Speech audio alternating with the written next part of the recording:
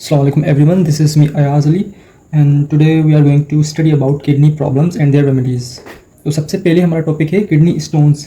ये स्टोन्स कैसे प्रोड्यूस होते हैं और किडनी स्टोन्स किस चीज़ की कंपोजिशन से बनते हैं। अच्छा, किडनी स्टोन्स को जो है रीनल कैल्कुलाई भी कहा गया है बुक में। So it is also known as renal calculi. जो किडनी स्टोन्स हैं वो 70% जो हैं कैल्शियम ऑक्सलेट और फॉस्फेट के बने हुए होते हैं। कैल्शियम ऑक्सलेट या फॉस्फेट के बने होते हैं। ओके, अच्छा, ये जो ऑक्सलेट है ये एंड प्रोडक्ट है बॉडी मेटाबॉलिज्म का। ठीक है, बॉडी में काफ़ी सारे मेटाबॉलिज्म्स होते हैं तो ये ऑक्सलेट उनका एंड प्रोडक्ट है। ठीक है, और ये जो ऑक्सलेट है ये यूरिन में भी प्रेजेंट होता है। Oxalate is and product of body metabolism and it is also present in urine. Okay, अच्छा, जो ऑक्सलेट होता है, ऑक्सलेट वो कैल्शियम के साथ कंबाइन होकर एक साल्ट प्रोड्यूस करता है। ठीक है, साल्ट, और यही साल्ट जो है किडनी स्टोन जाकर बनता है। इस साल्ट की जो है लो सोल्युबिलिटी होती है। ठीक है, it has low solubility, that's why ये जो किडनी में है रह जाता है। ओके, अच्छा, जो किडनी स्टोन्स हैं वो डाइट की वजह से भी होते हैं। ओके, जैसे हम कोई ऐसा फूड ले रहे हैं या कोई ऐसी ड्रिंक जिसमें high level of oxalic acid होगा ना, तो ये किडनी स्टोन्स वहाँ से भी होते हैं। अच्छा, यूरिन में अगर हाई लेवल ऑक्जेलेट अपीयर होगा, यूरिन में high level of oxalate appears, then वो आगे चलकर जो है किडनी स्टोन्स बनते हैं। ओके, किडनी स्टोन्स बनते हैं आगे चलकर। अगर यूरिन में high level of oxalate appear हमें होता है तो ये सिम्टम है किडनी स्टोन का। अच्छा, जैसे टोमेटो है या फिर स्पिनच, तो इनमें जो है ऑक्जेलिक एसिड होता है। ठीक है, तो ऑक्जेलिक एसिड है ये किडनी स्टोन्स प्रोड्यूस करते हैं। ओके, किडनी में जो है 20% कैल्शियम, मैग्नीशियम और अमोनियम फॉस्फेट की कॉम्बिनेशन से भी किडनी स्टोन्स प्रोड्यूस होते हैं। ठीक है, कैल्शियम, मैग्नीशियम और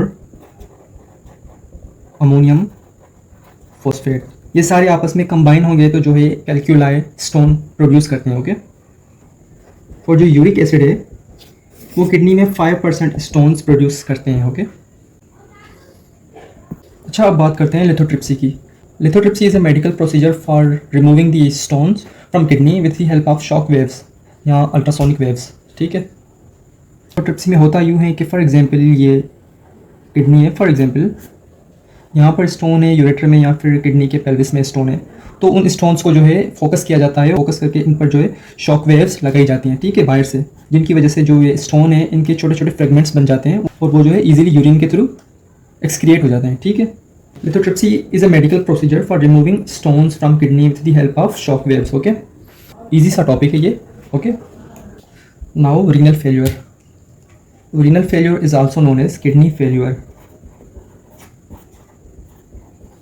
अच्छा, जब किडनीज़ अपना फंक्शन परफॉर्म नहीं करती, वो जो है नाइट्रोजिनस वेस्ट को एक्सक्रिएट नहीं कर पाती, तो जो कंडीशन आ जाती है उसको रीनल फेलियर कहा जाता है। Okay, inability of kidneys to perform excretory function leading to retention of nitrogenous waste products from blood. जब किडनीज अपना फंक्शन परफॉर्म नहीं करेंगी तो जो नाइट्रोजिनियस वेस्ट है वो ब्लड से रिमूव नहीं हो पाएगा, इसलिए जो नाइट्रोजिनियस वेस्ट है वो एक्यूमुलेट होता रहेगा ब्लड में। ओके, जिसकी वजह से जो है डिफरेंट सिम्टम्स अपीयर होते हैं पेशेंट्स में, जैसे nausea, vomiting, loss of appetite, weakness, breathlessness. अच्छा, सीवियर केसेस में जो है जो पेशेंट है वो कोमा में भी चला जाता है और किसी किसी की डेथ भी हो जाती है। ओके, अच्छा, डायलिसिस एक ऐसी टेक्निक है जिन पेशेंट्स की किडनीज़ काम करना छोड़ देती हैं तो जो है उनकी ब्लड से नाइट्रोजिनियस वेस्ट प्रोडक्ट्स को रिमूव किया जाता है with the help of artificial kidneys, तो उस ट्रीटमेंट को डायलिसिस कहते हैं। ठीक है, ये हम आर्टिफिशियली जो है ब्लड से नाइट्रोजिनियस वेस्ट प्रोडक्ट्स को रिमूव करते हैं।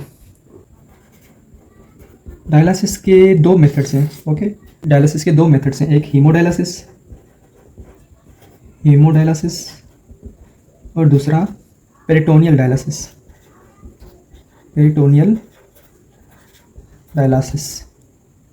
अच्छा, देखिए, कोई भी पेशेंट है जिसकी किडनीज काम नहीं कर रही तो इसको जो है हीमोडायलिसिस पर रखा गया है।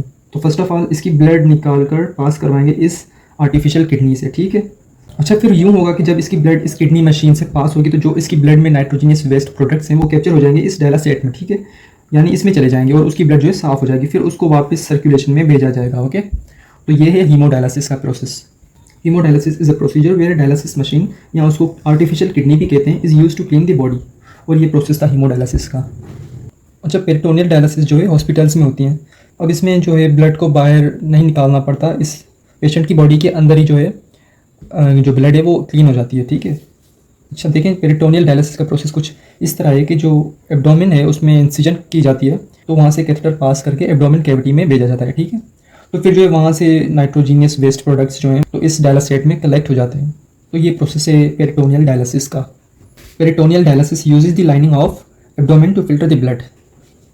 अब हीमोडायलिसिस में जो है ब्लड को बाहर निकालना पड़ता है और बाहर निकाल कर जो है ब्लड क्लीन की जाती है, और पेरिटोनियल डायलिसिस में जो है ब्लड बॉडी से बाहर नहीं निकाली जाती। Okay, now kidney transplant. अच्छा, कोई यंग पेशेंट है, वो तो पूरी उम्र ऐसे डायलिसिस पर तो नहीं रह सकता ना, तो फिर जो यंग पेशेंट्स है खासकर उनमें किडनी ट्रांसप्लांट की जाती है। यानी एक डोनर होता है जो किडनी प्रोवाइड करता है और दूसरा रिसीवर जो पेशेंट होता है।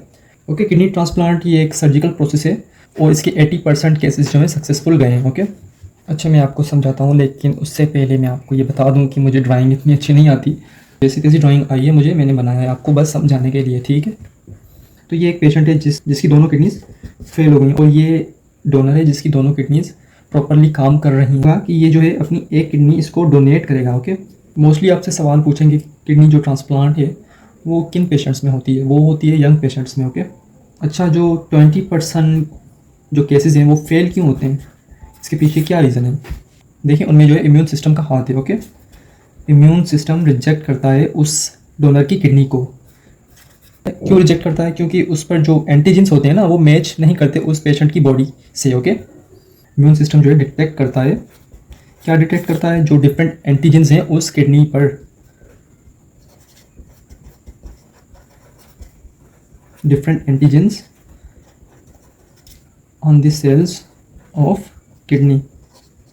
देखें, फिर जब भी इम्यून सिस्टम कोई डिफरेंट एंटीजन रिकॉग्नाइज करता है तो उसके खिलाफ कार्रवाई शुरू कर देता है। तो इसी वजह से जो है 20% जो है केसेस फेल हो जाते हैं।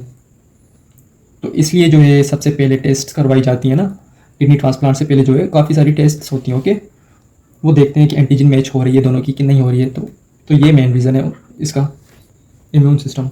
अच्छा, नेक्स्ट टॉपिक हमारा थर्मो रेगुलेशन होगा। थैंक्स फॉर वॉचिंग, अपना ख्याल रखिएगा। अल्लाह हाफिज़।